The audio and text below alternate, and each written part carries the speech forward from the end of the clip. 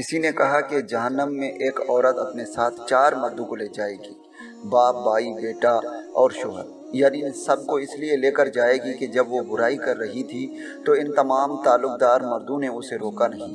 اس لیے بہترین حل یہ ہے کہ عورت کو لمبے لمبے کھلے گھیرے دار برقعے پہناؤ، تاکہ نہ وہ کسی کو دیکھ سکے، نہ کوئی اسے گھر، خاندان، محلے اور اگر ہو سکے تو کالج اور یونیورسٹی سے حتی المکان دور رکھو، تاکہ اسے گنہگار ہونے کا موقع کم سے کم مل سکے۔ تو گھر کی 4 دیواری میں بھی دوپٹے اور چادریں اوڑھو تاکہ سورج نکلتا رہے اور ان کے کھلے بالوں کا بوجھ کہیں گھر کے مردوں پر نہ پڑے۔ گھر کی 4 دیواری میں کہیں اس کی آواز، خواہش یا ضرورت سر چڑھ کر بولنے لگے تو اس کی زبان کاٹ دو، خواہشوں کے سر اتار دو اور ضرورت کی رگیں کاٹ دو، کیونکہ یہ عورت مرد کی ملکیت، اس کی ذاتی جاگیر ہے، کسی گائے، بھینس یا بکری کی طرح۔ اس طرح کے خیالات سے پرانے زمانے کے پادری اور چرچ سسٹم، ہندو ازام تو یاد ضرور آتے ہیں، مگر اسلام میں ان چیزوں کی پیوند کاری کس طرح کی گئی ہے یہ سمجھ نہیں آتا۔ وہ صلیبی نظام جو کہتے تھے کہ عورت شر اور برائی ہے، اور وہ ہندو ازم جو عورتوں کو مردوں کے ساتھ جلا دیتے تھے، اور اس پر بھی ستم، یہ عورتیں بھی شوق سے جل جاتی تھیں۔ حالات کے رنگ میں رنگ جانا عورت کی خوبی تھی، مگر اسے اس کی کمزوری بنا کر ہمیشہ ہر نظام میں اس سے کھیلا گیا ہے یا اس کے ذریعے کھیلا گیا ہے۔ کبھی مردانگی کا کھیل، کبھی غیرت کا، کبھی عزت اور دین کا۔ اسلام ایک ایسا دین جس کی ابتدا بڑے استادوں میں ایک بڑا نام ایک خاتون کا تھا، جن کی وجہ سے احادیث کا ایک بڑا حصہ محفوظ ہو سکا۔ آج کی عورت کا دین سیکھنے سکھانے میں سے ہر حصہ نکال دیا گیا ہے۔ صدیوں کے مردوں کو توقیت دیتے معاشرے ہر دور میں عورت کا حصہ کاٹ کر آدھا اپنے حصے میں ڈالتے رہے، تاکہ آج اس عورت کے پاس حقوق کا نام و نشان تک نہیں۔ یاد رہے میں اس وقت پورے پاکستان کی عورت کی بات کر رہا ہوں، کسی حد تک اس حال سے بچی ہوئی عورتوں کا نہیں۔ یہ سنتا ہوں تو سوچتا ہوں ہر مرد نے اس حدیث سے اپنی طاقت کو تقویت دی ہے، عورت پر اپنی اولیت اور حکمت کا تڑکا لگایا ہے۔ کوئی اس کی تعبیر ایسے کیوں نہیں کرتا کہ ایک عورت کی وجہ سے 4 مرد جہنم میں جائیں گے، کیونکہ وہ چاروں میں مل کر بھی ایک عورت کو اس کے حق نہ دلوا سکا۔ ایک عورت 4 مردوں کے پلے پڑی، پر کوئی ایک بھی اسے وہ عزت یا وقار، حق یا انصاف نہ دے سکا جو قرآن اور اسلام نے اسے عطا کیا تھا۔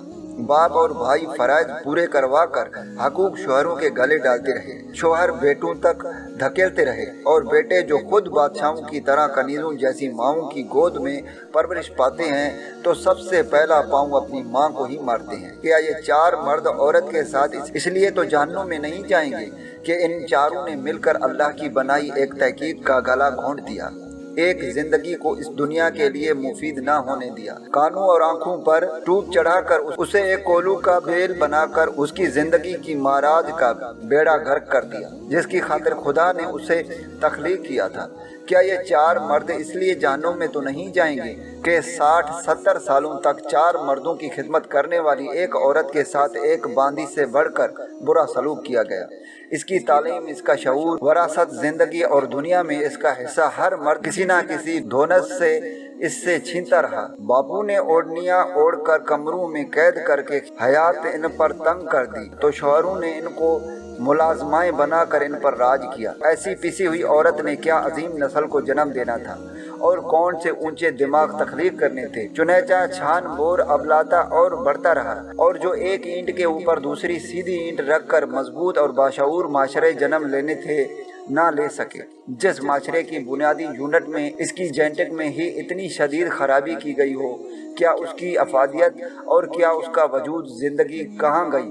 وہ عورتیں جو میدان جنگ میں زخمیوں کو پانی پلاتی تھیں، ایسی صورتحال میں جب آس پاس تلواریں، نیزے اور تیروں کا گھمسان کا رن پڑتا ہو، بندہ بندے پر گرتا ہو، وہ عورتیں جو شہر سے باہر غاروں میں تنہا کھانا پہنچاتی ہوں، حیرت ہے کہ تب ان کافروں کے معاشرے میں نہ اغوا ہوتے تھے، نہ ریپ، نہ عورتوں پر آوازیں کسی جاتی تھی، نہ راہ چلتی کو ہاتھ لگا چھو کر نہ پاتولا کیا جاتا تھا۔ کیسا کفر کا معاشرہ تھا جو ہمارے معاشرے سے بھی اچھا تھا۔ وہ عورتیں کہاں ہیں جن کو اپنے پاپوں کی شکایت کرنے کا حق تھا؟ وہ جو ہمارے معاشرے سے بھی اچھا تھا، वो औरतें कहाँ हैं जिनको अपने पापों की शिकायत करने का हक और इनके तय गए रिश्ते तोड़ने की इजाज़त हो। वो औरतें जिनके शौहर इनके साथ मिलकर खेलते हों और इनको गुड़िया से खेलने की इजाज़त भी देते हों, जिन पर बेवफाई का इल्ज़ाम लगे तो इनकी गर्दनें ना उड़ाई जाती हों, जिल्लत इनके दामन में ना भरी जाती हों, बल्कि इनके फैसले का हक इज्जत व एहतराम से इनको दिया जाता हो। हमारे यहाँ तो आज के माशरे में जहाँ रेप,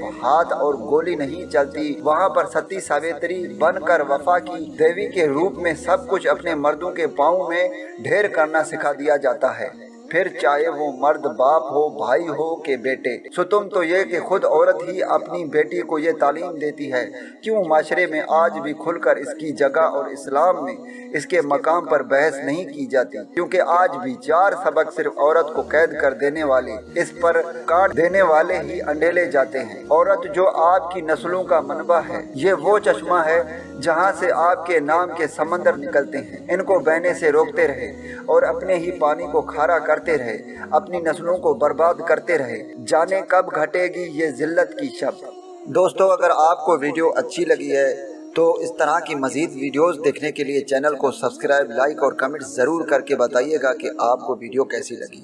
दुआओं में याद रखिएगा। फिर मिलूँगा एक खूबसूरत से वीडियो में, तब तक के लिए मुझे इजाज़त दें। अल्लाह हाफिज़।